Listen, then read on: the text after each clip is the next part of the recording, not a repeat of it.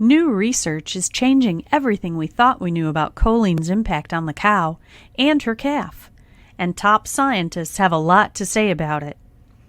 They are presenting new research that supports choline as a required nutrient to optimize milk production, choline as a required nutrient to support a healthy transition, choline as a required nutrient to improve calf health and growth, and choline as a required nutrient to increase colostrum quantity.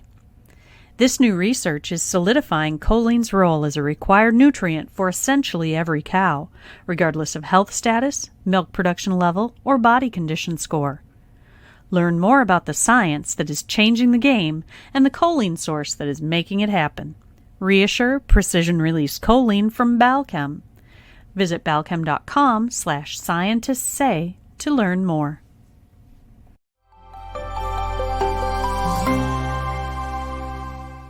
Hello, everyone, and welcome to the Real Science Lecture Series. My name is Kim Jones, a member of the marketing team at Balchem, and today we welcome Dr. Tara Felix of Penn State University to dive into the benefits for both cattle industries when using beef on dairy breeding strategies. Dr. Felix is an associate professor in the Department of Animal Science at Penn State University. She's a member of the Penn State Extension livestock team and a beef specialist for the state. A native of northwestern Pennsylvania, she graduated from Penn State with an animal bioscience major. She received her MS from the University of Florida, studying trace minerals, and she received her PhD from The Ohio State University in ruminant nutrition, with a focus on growth performance and ruminant metabolism of feedlot cattle. For the last 9 years, Dr. Felix has researched ways to add value to dairy progeny used throughout the beef supply chain.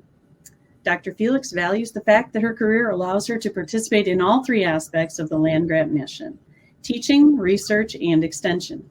She resides in Centre County, Pennsylvania with her husband and her 3 beautiful daughters. Dr. Felix, welcome back to the Real Science Lecture Series. The floor is now yours.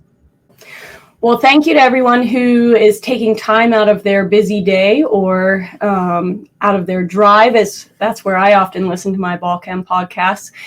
I want to start by just saying that at Penn State, one of the things that we really value is the access to science-based information for everyone. And so I appreciate the opportunity to share the science that we're doing here. For the last several years, I have worked with beef on dairy cross cattle, and particularly, as Kim mentioned, throughout the beef supply chain. I am not a dairy scientist. My training is actually in feedlot cattle nutrition, and so what I'm really interested in is how these cattle impact our beef production systems.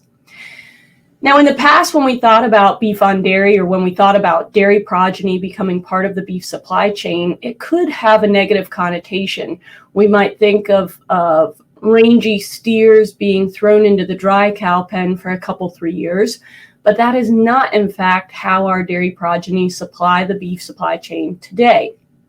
In fact, in 2016, the National Beef Quality Audit suggested that 20% of all of the fed cattle in the United States were purebred Holsteins. And that's important because that's a significant portion of our beef then for the United States. Now, historically, the bulk of these progeny from dairy systems were, in fact, Holsteins, as I alluded to on the MBQA slide. However, in 2017, there was a stark downturn in the Holstein market. In fact, I distinctly remember when I was presenting my Holstein research at the time to a group of producers, and they said, "Dr. Felix, you're telling us that this is a wonderful thing, and yesterday I paid the auctioneer to get rid of my bull calves." So there was a market shift in that dynamic around 2017, such that in 2022, when the National Beef Quality Audit came out, there was a reduction in the number of Holstein calves that were part of that fed cattle system. However, if you look at that far bar, the reality is there was an uptick in those cattle with black hides and those cattle that qualified as other colored hides. Much of this information for the National Beef Quality Audit comes strictly from hide color. And so we're looking at, are the animals black and white? Are they red? Are they black? But the reality is throughout the U.S. supply chain, the proportion of our fed beef that comes from the dairy herd has always fluctuated somewhere around 20%. And so what we're seeing through this National Beef Quality Audit data is not necessarily a shift away from using dairy progeny, but in fact, it corroborates the uptick that we have seen in the supply of beef on dairy cross calves. In 2017, when those Holstein bull calves were first devalued, we sold only 2.5 million units of domestic beef semen in the United States. However, by 2018, that number had increased to 4 million. Remember, I told you in 2017, that was the time when the Holstein bull calf was devalued. Fast forward to last year's reports. In 2023, the U.S. sold 9.4 million domestic units of beef semen. What this means is that we are shifting the dynamics of the dairy industry. And this is likely of no surprise to our listeners. The dairy industry, at the same time as those domestic beef semen sales were increasing, was decreasing the sales of domestic dairy semen in a very similar fashion. Now, what this means now is that those beef on dairy cross cattle that are entering the beef supply chain are representing close to 4.4 billion pounds of beef supplied into our industry annually. While some have argued that beef on dairy is maybe a small impact relative to beef production, I would argue that we are increasing the amount of beef ever so slightly from our dairy progeny.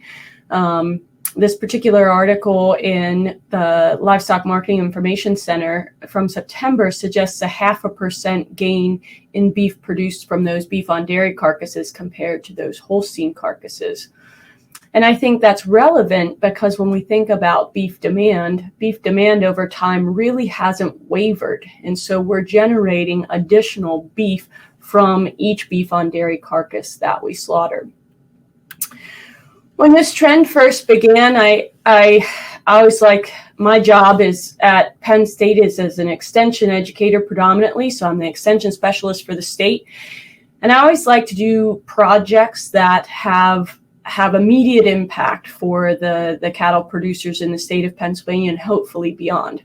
And so initially I said, all right, let's grab some Holstein calves. Let's grab some crossbred calves.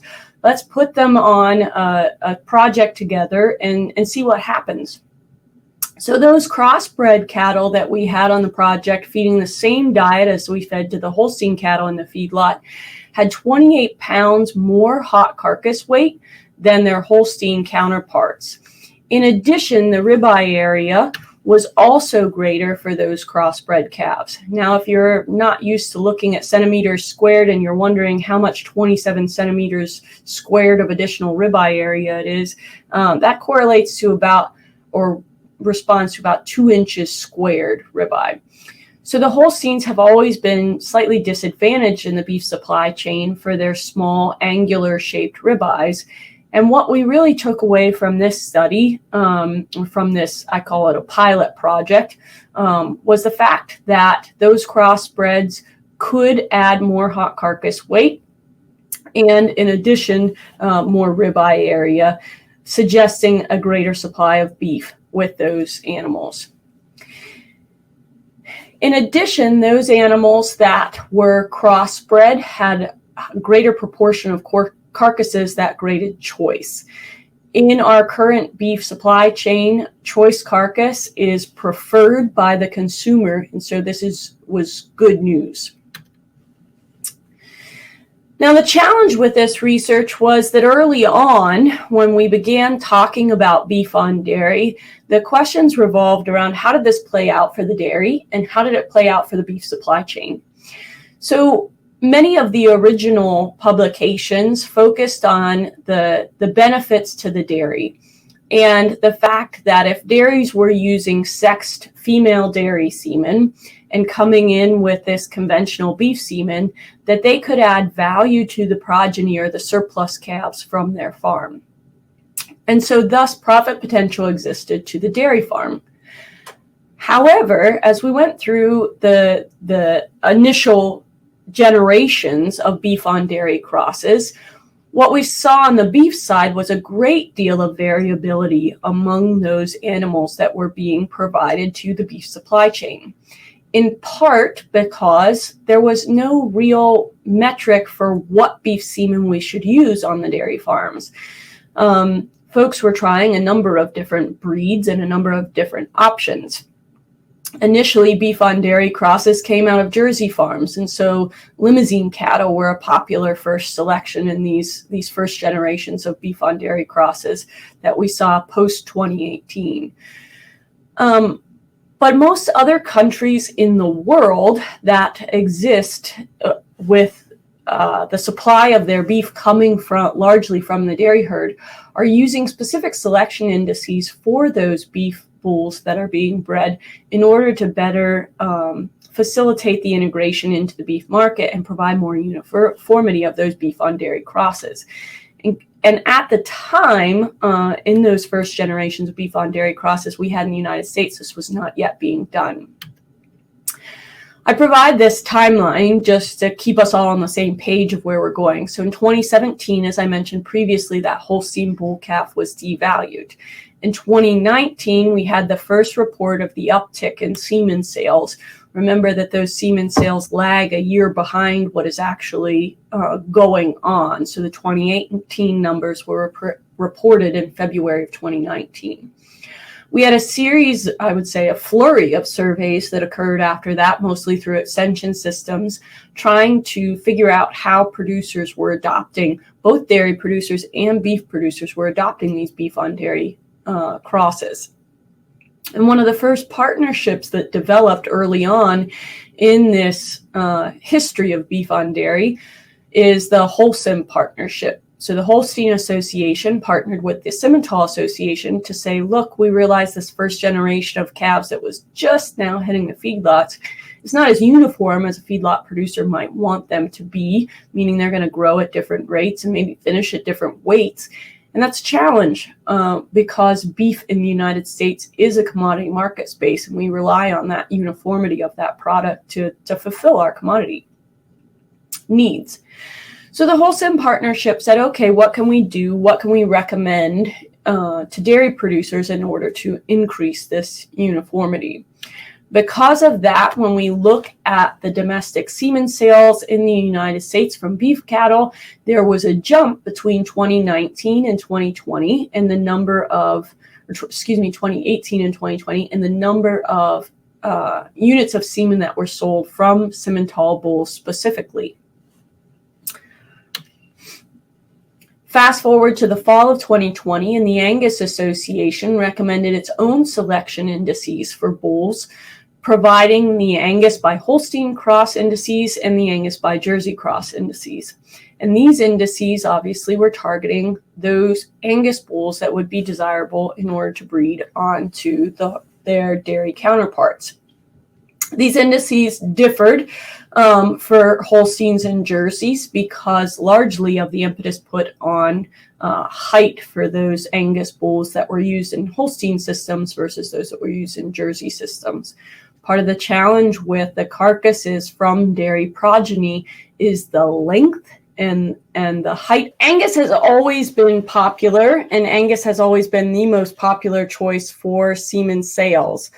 And so this uptick when we went from 2020 to 2021 just represents a larger proportion than normal in Angus acceptability.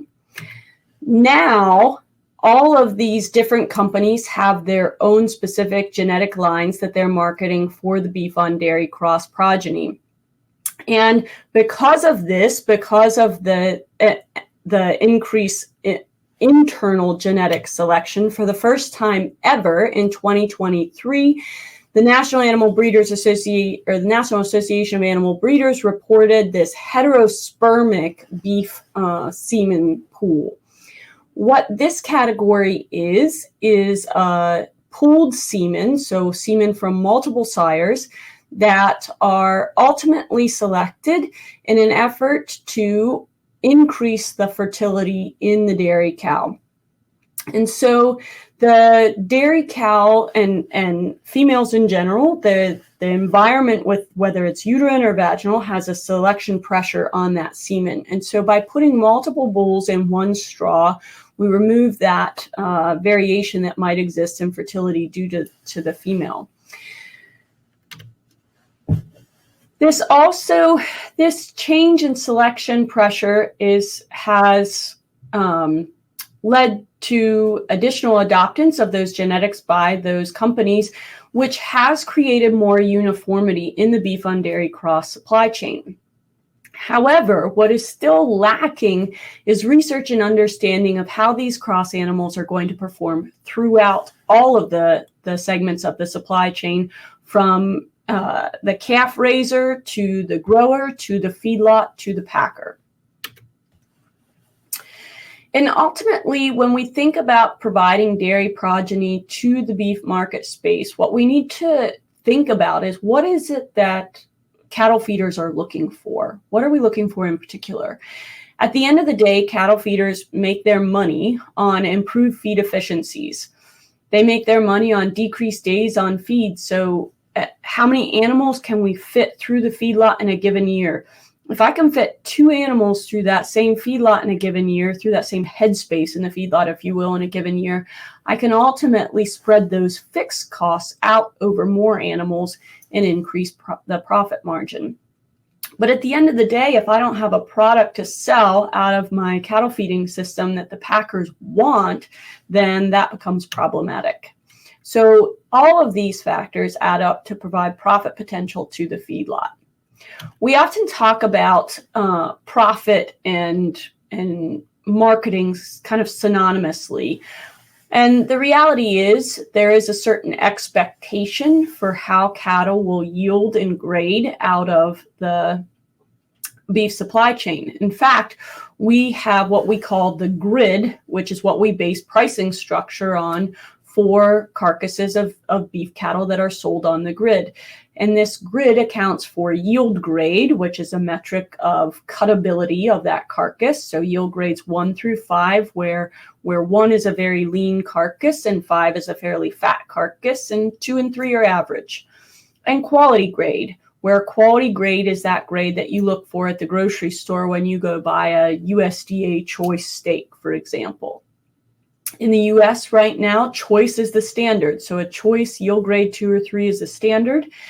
If we move towards a better quality grade, so away from a standard and up towards a prime, then we move towards a better pay scale. If we have to trim more fat from that carcass, we have a discount. But again, if we think about reality versus expectations, very few of the cattle in the United States, so about 20% of the cattle in the United States, are actually sold on this grid system. Most of the sales then are generated with expectations that the cattle buyer has, which have inherently discounted beef on dairy progeny. Because of this valuation of quality of marbling within those beef cattle breeds, we have seen in recent years an uptick in the beef semen sales from those breeds that are heavily marbled breeds. So Wagyu and American Akaushi are increasing semen sales in the United States.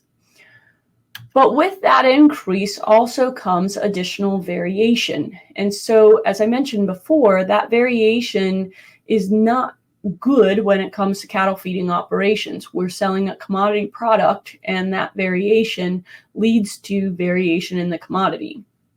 If you think about why yellow dent number 2 corn became king in the United States, it was because whether I grew it in Pennsylvania or Florida or Texas, that corn was the same throughout. Our commodity beef system is priced similarly. And so this increased variation due to all these different breed composites being generated from the dairy herds has been challenged.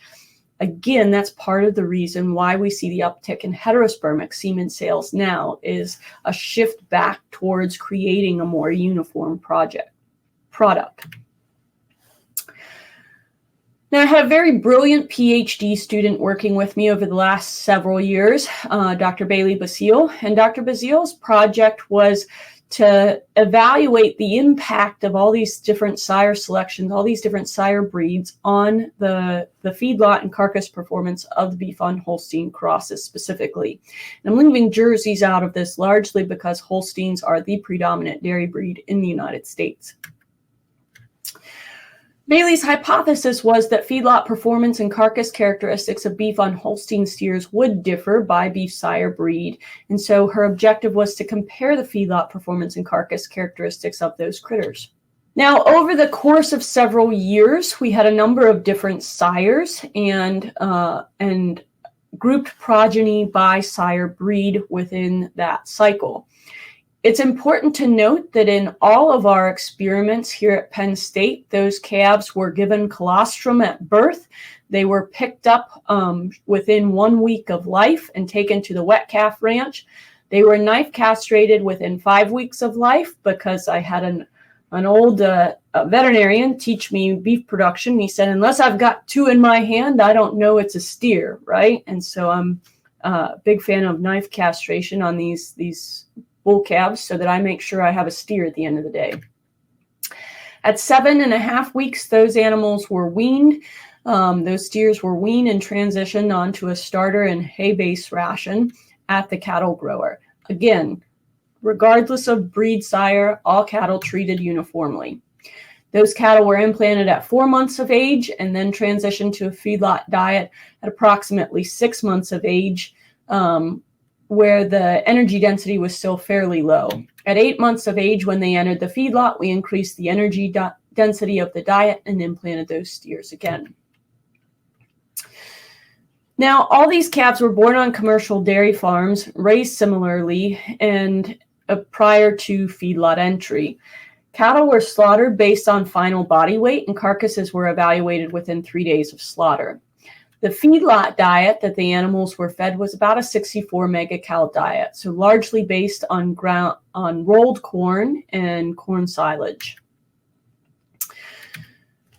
Across the data, these animals came into the feedlot regardless of sire breed, and if you're not familiar with the National Association of Animal Breeder codes for sire breed, I'll just walk you through this quickly. They are listed at the bottom of your screen. AN is Angus, AR is Red Angus, CH is Charolais, HP is Hereford, KB is Wagyu, LM is Limousine, and SM would be both Simmental and Sim Angus combined because NAB does not separate out those bulls by sire codes. So all these cattle, after they went through their initial growing phase in the wet calf grower and with the calf grower, had similar body weights when they came into the feedlot, and because of design, similar body weights at the end of the feedlot feeding period. Ultimately, sire breed did impact growth, and I want to highlight just a couple of things here. If you have watched Mark's data, USDA Mark's data over time, you know that the Angus are now the #1 terminal breed, mature weight breed in the United States. And so to no surprise, the Angus sired progeny grew very well. However, there was no difference in average daily gain statistically between the Angus, Charolais, Hereford, and Simmental sired calves. One of the things that was evident from this first set of data, however, was the poor growth of those Wagyu crosses in a conventional feedlot system. In fact, I said to my PhD student after the initial year, I said, well, we're not feeding Wagyu again because they're too expensive to get through the system. Those cattle grew slower, those Wagyu cattle grew slower in part because they ate much less than the rest of their counterparts. And so that challenged their ability to gain well. Days on feed in the feedlot phase in particular did not differ between those cattle that had similar growth rates. Now, when we look at the carcass data, there were largely no differences in carcass data among those sires that we investigated or those breeds that we investigated in this particular project. The one thing that I do want to point out here, though, is that when we were selecting sires for this project, we were focused heavily on those sires that would add value to a beef production system. And so we chose sires with terminal characteristics that we desired. So we looked at yearling growth as one of the metrics for how those cattle might perform in the feedlot. We selected sires based on how they ranked within their breed for marbling, specifically because we wanted a high degree of marbling. Again, choice is the standard for the United States, and how they might rank in terms of their ribeye area, so how much muscling we would expect them to have at the end of the day. So the lack of differences among these breeds is in part due to the variation within the breeds, but also in part because of how we selected the individual sires out of each breed for this particular study. So when we look at marbling score, despite our emphasis on marbling in these cattle, there was some separation in marbling score, with those cattle out of Limousin and Simmental sires having reduced marbling compared to our other sire breeds. However, I want to point out that all of the cattle that we grew for this study, all of the breeds used in this study, averaged choice carcasses. In addition, there's some concern about tenderness with dairy progeny. However, that concern was not necessarily validated by our research. Jonathan Campbell was the meat scientist that assisted with us on this project, and Dr. Campbell is always a big fan of saying, you know, we don't make tough beef in the United States. We make tender beef and we make less tender beef.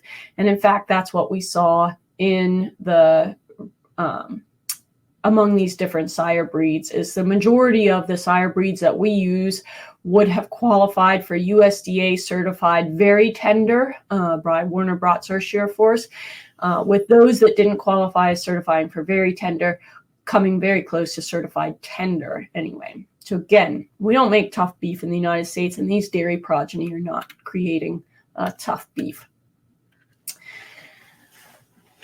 At the end of the day, when we got all done with 4 years of research with these beef on Holstein crosses, I said, what do we take away from this? And ultimately, these beef on Holstein steers produce quality carcasses, but it wasn't necessarily breed specific. And so because of the emphasis we place on selecting the individual sires, I think we saw less variation in these cattle than perhaps the industry saw early on, when it was maybe cleaning out tanks with older semen and those kinds of things.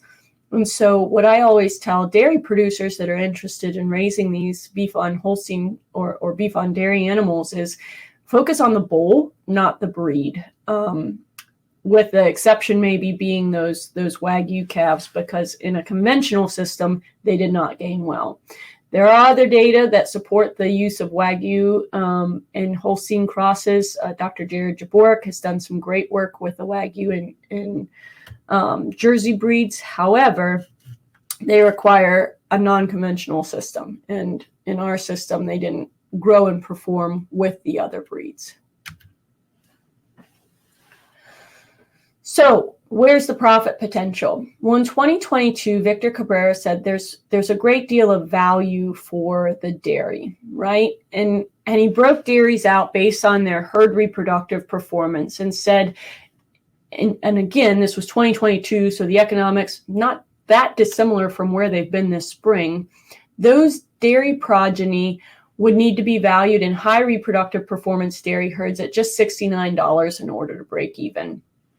And those dairy herds that maybe have what would be classified by Dr. Cabrera as a medium reproductive performance, they would require $100 per beef on dairy calf to break even. Right now in the Northeast, these beef on dairy calves are currently selling between $800 and $1,000 a head. And so the profit potential exists for the dairy. And I'm placing the emphasis on that because the risks exist for the feedlot. Right? If we have to purchase a calf at $1,000 with less than a week of age, and by the time we get at least $500 of milk replacer and starter feeds in that calf to get it to weaning, we have a very expensive investment in a 250-pound calf, which is still a very high-risk calf to the feedlot. Not only does profit potential exist to the dairy, but Dr. Basile was also interested in determining how these impacts might affect the dairy cow in subsequent lactations. I won't present the bulk of this paper today. I'll just share the conclusion, and if you're interested, you can come to the Florida Nutrition Symposium and hear the full results. But in general, across all of the dairy records that Dr. Basile evaluated, carrying a calf sired by a beef breed did not negatively impact the cow's subsequent lactation.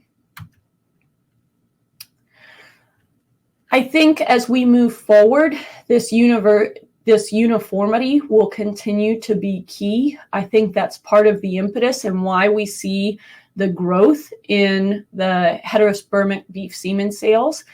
This growth suggests that the beef and the dairy industries are kind of coming together and saying, okay, how can we create a project that's going to thrive throughout the supply chain? I'll be interested to see what these values are in 2024, as they haven't been published yet. Usually they don't come out until the NAB breed semen sales don't come out until about February or March timeframe. But this growth in this sector has illuminated the emphasis that the genetics companies are placing on providing quality progeny to the rest of the beef supply chain. And I think this will benefit beef on dairy systems overall. I think there are a lot of things we need to think about when we think about adding these progeny to the supply chain. First and foremost, we have a demand for beef in this country that really hasn't wavered in the last 20 years. Despite where inflation lies, despite where egg prices lie, despite where economic restraints are, the consumer continues to demand a quality beef product. I think we have good evidence now that beef on dairy cross cattle can meet that quality product. Every year we slaughter somewhere between 26 and 28 million cattle in the country, and about 20% of those come from dairy farms, whether they're crossbred cattle, so beef on dairy crosses, or whether they're Holstein cattle. And that likely will not change. And so we have approximately 4 to 5 million cattle a year that we slaughter from this country that we feed in feedlots that are coming from our dairy farms. The question is, how do we maintain a quality product from those animals? So I talked about the uniformity. And when numbers are tight and we need more beef per animal, how do we make that happen? Beef on dairy is making that happen. Beef on dairy is adding more carcass weight, adding more beef per animal to the beef supply chain. And I think that's been a benefit. I do think that we need to continue to place even greater emphasis on our sire selections, making sure that the matings that we're creating or generating at the dairy farm are in fact generating quality progeny that are going to be able to be successful in the beef supply chain. We've come a long way since 2017, but I don't think that we've actually answered all of the questions that need to be answered with regards to how to raise these cattle optimally in our beef systems to generate an affordable product for the consumer. I would be remiss if I didn't point out our partners in our research. So this research on sire selection was funded through a NIFA Critical Agricultural Research and Extension, or CARE grant, and a pre-doctoral fellowship for Dr. Bailey Basile. We've partnered over time with Premier Select Sires to ensure the sires that we select are the sires that get mated at the dairy farms, and with JBS to ensure we can get the carcass data back from these animals. Last but not least, I want to thank the Pennsylvania Department of Agriculture. All of these animals were grown and reared at their Livestock Evaluation Center in Pennsylvania, and without that partnership, we couldn't conduct our research at Penn State. So at this time, Kim, I will pause and ask if there are any questions. And we actually have a lot of questions that have come in. Let's see. Our first question, this comes from Jim. What specifically should a Holstein breeder focus on when selecting beef bulls for matings? Wonderful question, Jim. So when we selected the sires in our project, I mentioned a couple of key things. Dairymen will be familiar with PTAs. That's typically how we select dairy bulls for the dairy industry. In the beef industry, we use something called EPDs, or expected progeny differences.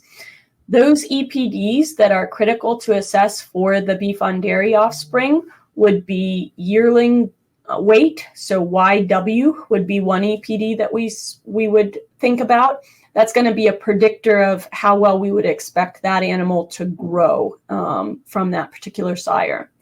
The other things that we like to look at are marbling and ribeye area, again, because that's where the industry places emphasis. When we're selecting to create commodity beef that has to fit in a box, right? We have specifications we have to meet. And the industry standard right now is a choice carcass with a yield grade 2 or 3. And so by selecting bulls that will add ribeye area to the small angular ribeyes that the Holsteins genetically normally have that I mentioned, and selecting bulls that are going to add marbling will add value. I think in the beginning, a lot of the dairy emphasis was on calving ease, and there are EPDs for calving ease, but the reality is the Holstein cow is pretty adept at having that 100-pound Holstein calf every year. Most of our beef bulls will sire a 60-pound calf. And so, yes, there's some variation, but from 60 to 100 that will exist within the crossbred progeny. But calving ease has not been one of the criteria that we select our bulls on for our research studies, recognizing that the Holstein breed traditionally has larger calves than the beef breeds. Perfect. Next question is from Sean. It says, Tara, really interesting paper. Sitting in Europe, Belgian Blue is a common cross because of the extra muscle mass added to the Holsteins and Jerseys. I heard no mention of this. Is this not considered in the U.S.? Great question, Sean. So when I wrote the grant originally, I proposed that we would use Belgian Blue semen. However, I came to find out that I couldn't find a domestic supplier of Belgian Blue semen. There are some now becoming available to the United States, but import restrictions and other issues with accessing that semen prohibited our use of Belgian Blues in the study. I think it's an interesting question, and most European systems rely on a number of double muscle breeds in order to add that value. I showed the one slide where we make 20% of our fed cattle from the dairies, and Finland, for example, is at 80%. So it's much more common in European countries. One of the challenges we have with acceptance, Sean, of the double muscled semen is that those sires typically produce leaner cattle. And again, in the United States, where our consumer is focused on the amount of intramuscular fat or marbling to make that choice carcass, it'll be difficult to get those double muscled sires to play a heavy role if the marbling is not there as well. Would there be a calving ease issue with a double muscled breed? Maybe. So I'll tell a funny story. I had one of the Charolais sires we used we didn't select on calving ease. One of the Charolais sires that we used in our research projects threw some pretty big calves, and I would go over to the dairy and chat with the herdsmen about what they were seeing. And the one day I went over, and a young lady was managing the calves. Candace's daughter's dairy helped us with some of our research. And she said, Dr. Felix, that Charolais sire had a set of twins the other day. One of them was 156 pounds, one of them 153 pounds. And I said, 300 pounds of calf. Dear God, isn't your cow dead? She's like, no, she's in the parlor. She's done just fine. So I think the dairy cow is tougher than we give her credit for sometimes. Yeah, great. Mike is asking to please clarify heterospermic. So heterospermic semen, again, new last year, right? First time we saw it on reported in our domestic semen sales. It's simply where the semen companies take a straw and put multiple sires in one straw. So instead of having a semen straw from one sire, from one bull, we have maybe 3 bulls in one straw. And there's advantages to this. The genetics companies, most of them are using similar genetics within that straw, so likely crossbred bulls. But the advantage is if the cow's uterine environment is more favorable towards one sire or another, then we might get an uptick in fertility. This is brand new stuff, just in the last couple of years. And so I think we will see a growth in this area again, because for a couple of reasons. A, and I learned this when we started this project, beef sires don't make as much semen as dairy sires do. So by including multiple beef sires in one straw, we can actually say, okay, we can collect a little bit more semen, right? We can collect on more bulls, and we need to in order to generate enough straws.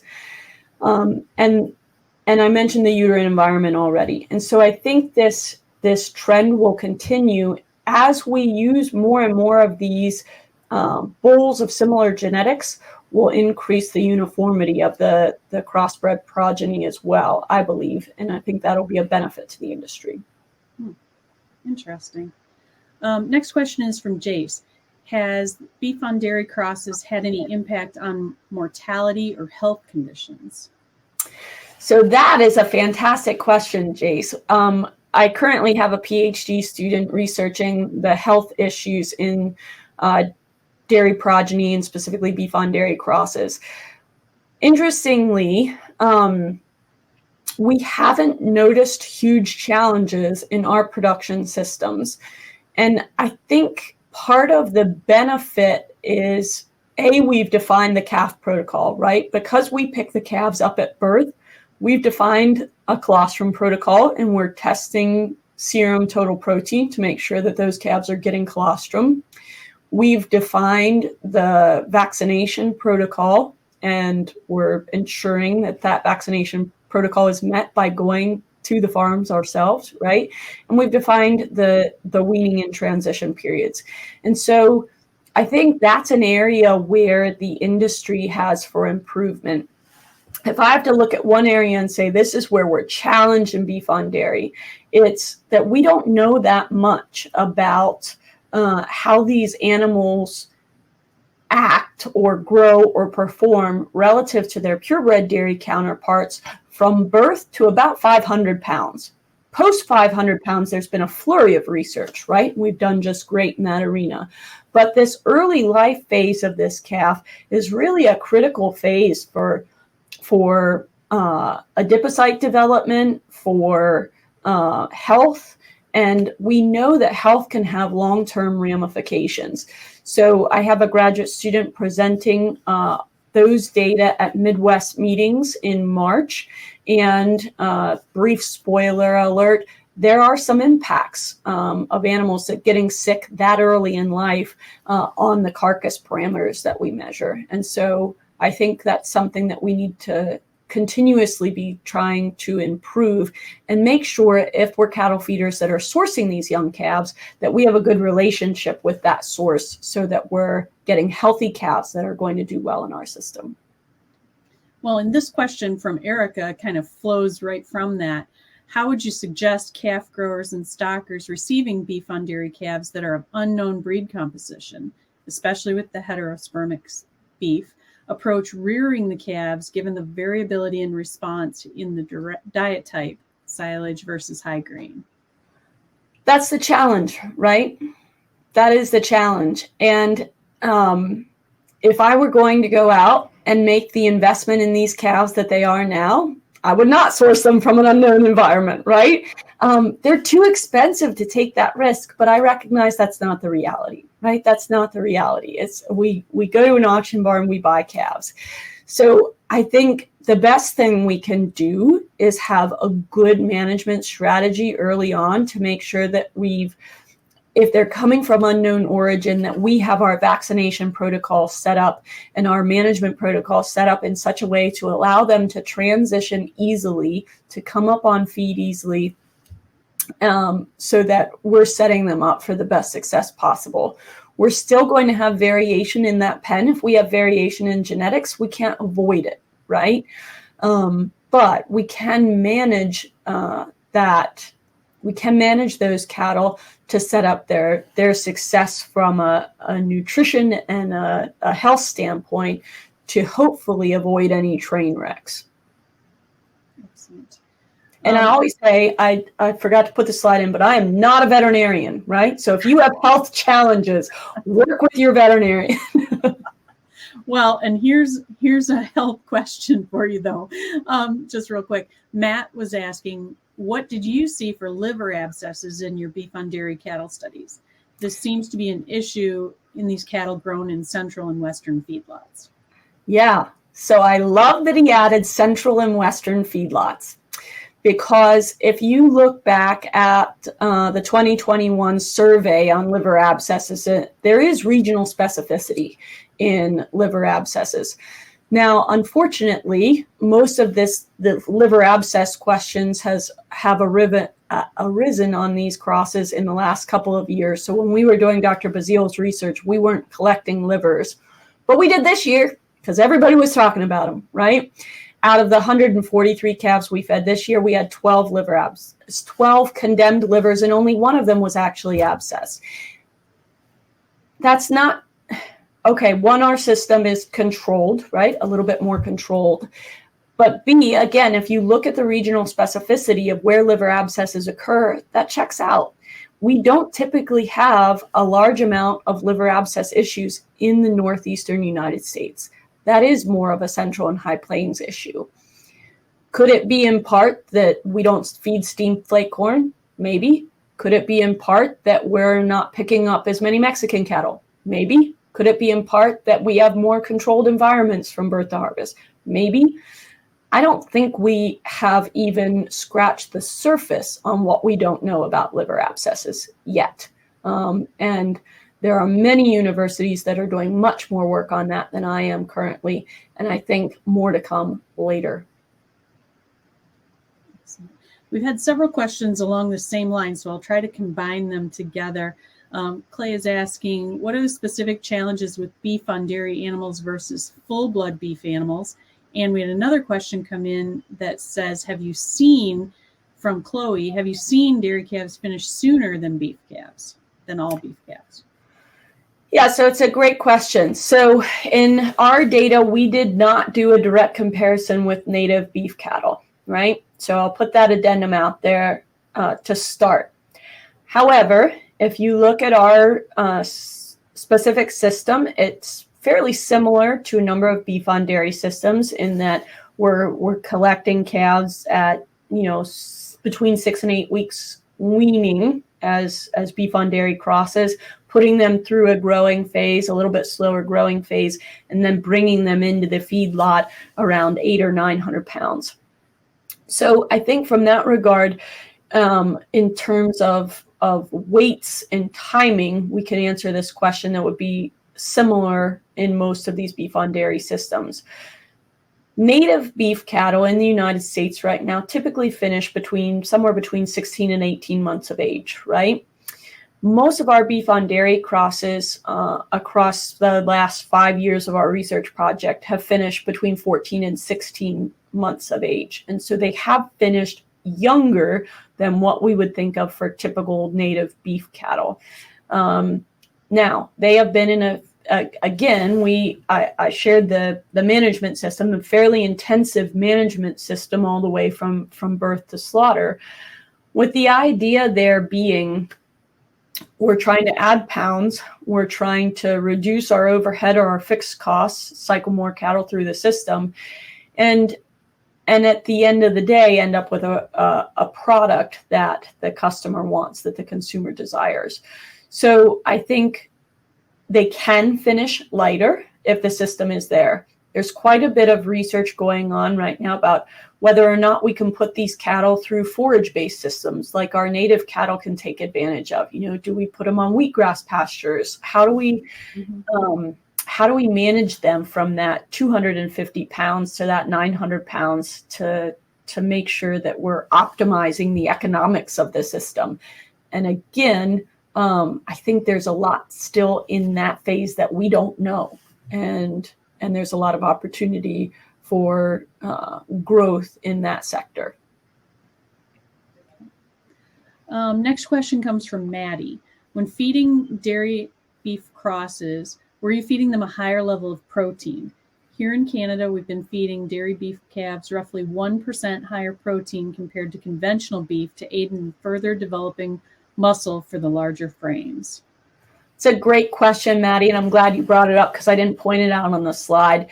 So even when these critters got to the feedlot, I kept them on about a 13.5% crude protein ration. So my native beef cattle, I would normally feed 11.5%, 12% from 9 weights to finish. But these calves do respond. They do appear to respond to the additional protein. And so, I feed them a fairly, what would be considered a high protein diet. Because of the year-over-year research studies that I'm doing and the fluctuation in commodity prices, I also feed a blend of distillers grains and soybean meal to meet protein requirements. I think ultimately that's helped me because I have a nice amino acid profile complement there instead of relying on one or the other. And so, again, it's been the nature of the system and what I've had to do because of the nature of the system, but I think it's worked well to the calves' favor. Now, has it always been the most economical? No. The first several years we fed these critters, if we actually ran the numbers, we lost money on them. All right. And I guess that would be something I would encourage everyone to do with prices where they are, is make sure that that we're talking about the economic side as well. A couple more questions we'll try to get in here real quick. Jeff is asking, what incentive is there for a dairyman to spend the extra money for high EPD bulls? The advantage goes to the feedlot, correct? So, yes, but I would argue that like many things throughout agriculture, we exist in agricultural communities on on a basis of relationships, right? And on developing relationships. If these beef on dairy crosses do not grow and perform throughout the production systems, the incentives for the dairy are going to go away because the cattle feeders aren't dumb. Eventually, they're going to say, okay, we don't need to pay $1,000 for a calf that we're just rolling the dice on. And that those supply and demand economics haven't caught up to one another yet. But I think there will come a time when they do. And the dairyman's incentive is to maintain that relationship. Where beef on dairy crosses have worked really well is where dairies have partnered with cattle growers and developed relationships so that they have a consistent pipeline for their calves, and the calf grower knows that they have a consistent quality and can afford to pay for that quality from the dairy. And maybe I'm simplistic at heart, but I think so much of what we do is built on those relationships, and rather than watch those relationships fall, working together is the way to be successful. One more question kind of on the other side of it. Ken is asking, we've not seen a big downturn in the dairy herd, even with fewer full-blood dairy calves being born. Do you expect to see that in the future? Oh man, the number of angry calls I've gotten about how much people are paying for heifers now, right? And it makes me chuckle because I think for years I've listened to my extension counterparts on the dairy side talk about how undervalued heifers were and how it costs more to raise a heifer than it does to buy her. So where will that go? Well, again, I'm not a dairy reproductive physiologist. I don't play one on TV, right? I think there's a lot of emphasis that's been done by my fellow researchers at other universities on how much of the herd can we breed before we start damaging the dairy herd, right? And I don't think we're all the way there yet. I think there's some very good evidence to suggest that if we just stick with that 30% of sex dairy semen to generate our replacements, we're doing a pretty good job generating enough replacements for the dairy herd. That gives us a lot of room to generate beef on dairy crosses. And so I hope to learn more about that this month when I'm at the Florida Nutrition Symposium from all the smart folks that are researching on the dairy side. Well, and just to finish this up, last question, what research is still needed to enhance our understanding of beef on dairy systems? A lot. We really need a lot of research on the front end of the system. I cringe every time I hear somebody say, well, the dairy research says that once calves start eating 3 pounds of starter, we can pull them off milk. And these beef on dairy crosses ate 3 pounds of starter at 4 weeks, so we pulled them off milk. They're not a ruminant animal yet, right? We can't do that. And so we have this body of literature on how we should and could grow calves, but it's all on the purebred dairy side. And I think we need to build that body of literature for these crossbred progeny so that our producers aren't falling back on the purebred literature and potentially messing up that calf system. I think there are huge gaps beyond the calf side. There are huge gaps in that post-weaning phase. How do we manage, and what is the ideal management strategy for economics, for growth and development of these calves from 250 pounds to say 700 pounds? There's just, we've got research coming out on the carcass end. We've got research coming out on the feedlot end. We've got the beginnings of some research, some of it from Purina, some of it from university on the calf end. But man, in the middle, there's this huge gap, and we really need to fill that gap in order to optimize the system. Wonderful. Well, thank you so much for joining us, Dr. Felix, and thank you everyone for attending today's webinar and hanging with us during our technical issues. If you have any additional questions, please submit them to anh.marketing@balchem.com. The Real Science Lecture Series continues with educational topics each month, including our next one on March 4th with Dr. Alex Ristoff, titled Histidine, a Limiting Amino Acid for Dairy Cows. Visit balchem.com/realscience for details on future webinars and to register for upcoming events. Balchem's podcast series continues to offer a deeper dive into our webinar topics. Log on to your favorite podcast platform and search for Real Science Exchange or visit balchem.com/podcast. If you want a real cool Real Science Exchange t-shirt, just subscribe to the Real Science Exchange and send us a screenshot along with your address to anh.marketing@balchem.com and we'll get that right off to you. On behalf of Balchem and Dr. Felix, thank you for joining us today. Thank you. Hello, everybody. My name is José Santos. I'm a professor in the Department of Animal Sciences, and I want to take this opportunity to invite everybody to come to Gainesville to attend the Florida Ruminant Nutrition Symposium on February 24 to 26, 2025. So we've prepared an excellent program with the help of Balchem, Purdue Agribusiness, and other sponsors that will be probably very enlightened in terms of content, networking, and other opportunities. In this particular slide here, you have two links that can take you to our registration website, either to the symposium website or to the registration itself. As part of our program for the 2025 event, we have a mini symposium traditionally that's being sponsored by Balchem. So we are bringing Dr. Tara Felix from Penn State University, Dr. Brett Johnson from Texas Tech, Dr. Albert DeVries here from the University of Florida, and Dr. Tom Overton from Cornell University. And they are going to dive in and spend the entire afternoon discussing multiple aspects of beef on dairy, carcass composition, management aspects relative to the performance of those animals on feedlot, the economics of beef on dairy, as well as transition cow management, in particular the dairy cow, the transition dairy cow. So following the Balchem Mini Symposium, we have a traditional Brazilian, what we call churrasco or asado for those friends from the South, or a barbecue that you're going to be delighted to attend.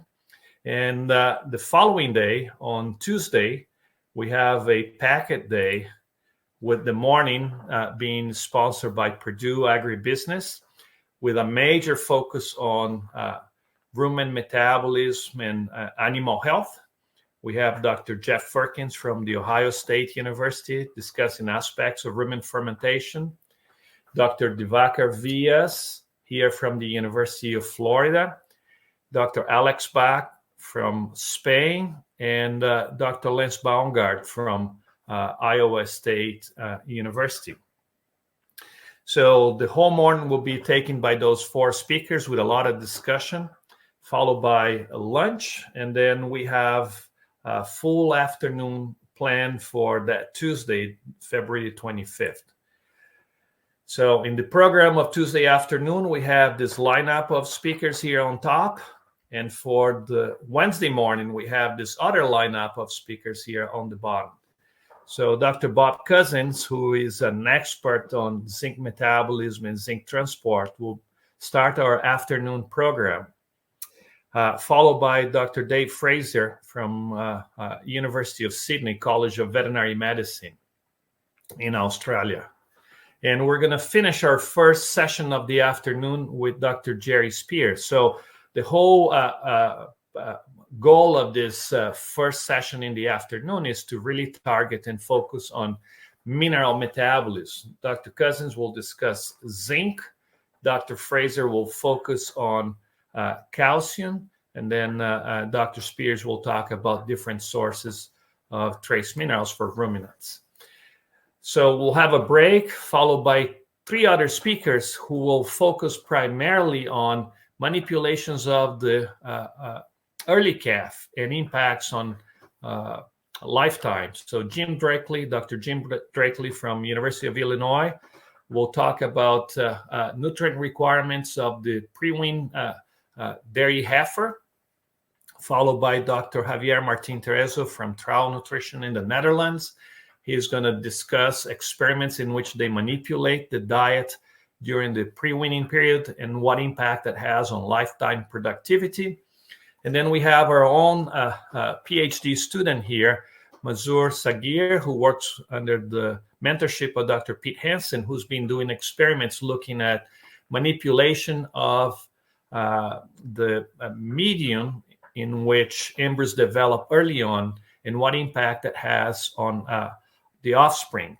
He's also conducted experiments in which he's strategically supplemented methyl donors such as room-protected choline, looking at potential impacts on offspring development in beef and dairy cattle. In the following day, we have a mixture of presentations focusing on newer methods to understand rumen fermentation using breath of cows, which is what Dr. Mutian New from Switzerland is going to discuss with us. So they have new technologies that can be used that are not invasive to evaluate ruminal fermentation. Then Dr. John Gieser will talk about new methods to evaluate forage quality and how that can play a role in diet formulation for dairy cattle. Our own Lais Lima, who is a PhD student under the mentorship of Dr. Divakar Villas, will talk about the experiments she's done looking at nutrient cycle on a farm, focusing primarily on nitrogen, but other nutrients. And then we have, again, Dr. Brad Johnson, Dr. Tara Felix, which will complete the program on that Wednesday, discussing impacts of beef on dairy on the cow itself, the cow that carries that calf. That will be some of what Dr. Tara Felix will discuss. So now going back of beef on dairy implications to the dairy cow. And Dr. Brad Johnson will discuss aspects of tissue deposition, adiposity, and muscle deposition in animals relative to interventions with beef on dairy. So we believe we have a attractive program with a lot of interesting information. Don't be shy to go to our website and check our program and opportunities to come and attend the conference. So I hope that you will come to Gainesville, particularly if you're from the northern states of the U.S. or Canada or other places. Come here to get a few days of collegiality. Defrost some, will be warm, hopefully, here in Gainesville, and enjoy this extension program. So I thank you, and I hope to see you all here in Gainesville